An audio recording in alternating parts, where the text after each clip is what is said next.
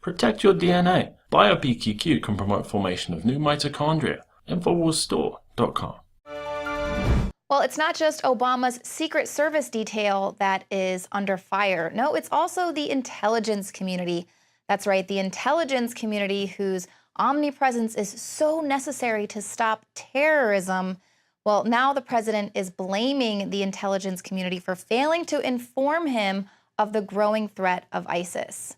I think our head of the intelligence community, Jim Clapper, has acknowledged that I think they underestimated what had been taking place in Syria. I mean, he didn't just say that we underestimated ISIL. He said we overestimated the ability and the will of our allies, the Iraqi army. That's absolutely true.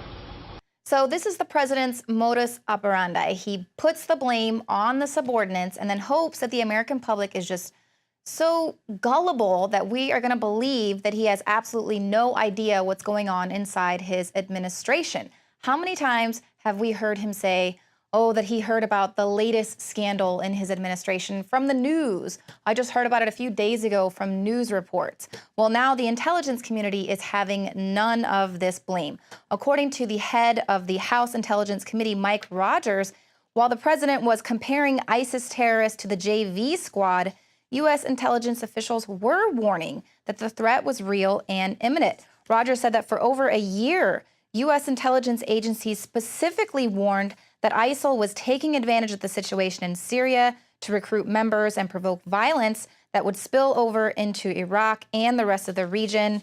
He said this was not an intelligence community failure, but a failure by policymakers to confront the threat. He said that they repeatedly warned that the Iraq security forces faced severe pressure. U.S. officials knew that the Iraqi government was in trouble almost a year and a half ago, and that allies in the Arab world were asking for guidance and leadership regarding the rise of ISIS, who it was known was also funneling weapons and foreign fighters into Iraq.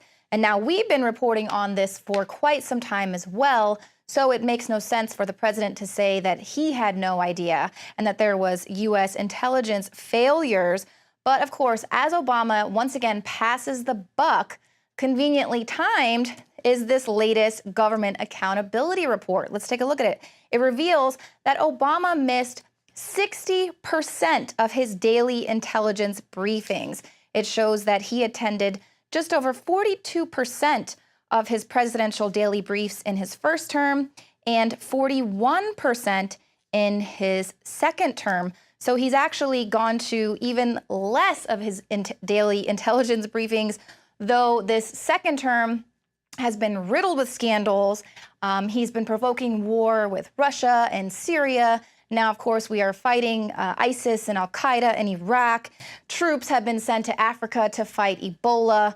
But, you know, the president, he's got things to do. You know, what does he have to do? When is he going to take a little bit of accountability?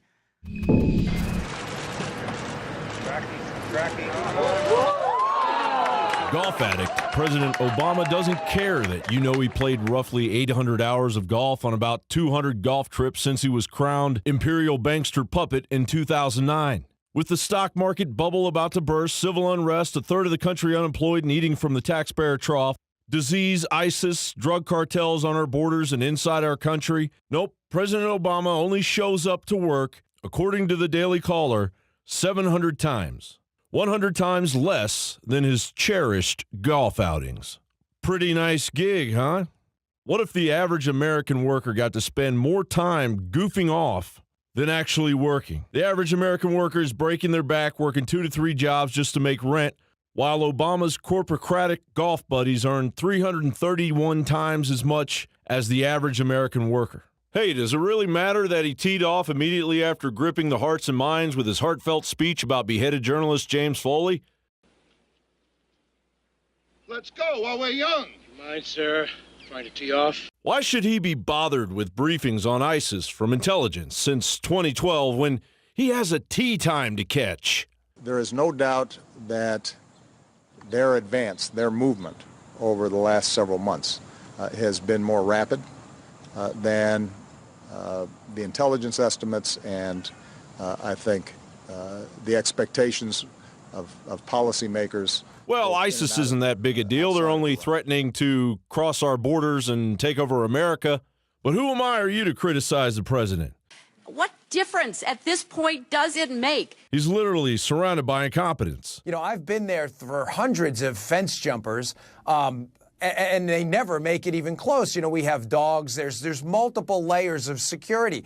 There was a failure here. His hooker-crazed Secret Service can't even keep one man out of the White House. But that will probably roll out as another excuse for them not to do their job. As we all cower in fear whether or not Obama's life is safe, another question comes to mind. Is America safe under Obama?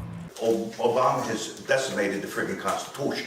So I don't give a damn, because if he doesn't follow the Constitution, we don't have to. John Bound, Infowars.com.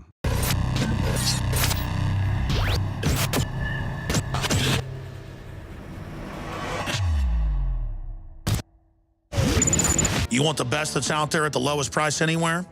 Well, we're bringing you a total win-win.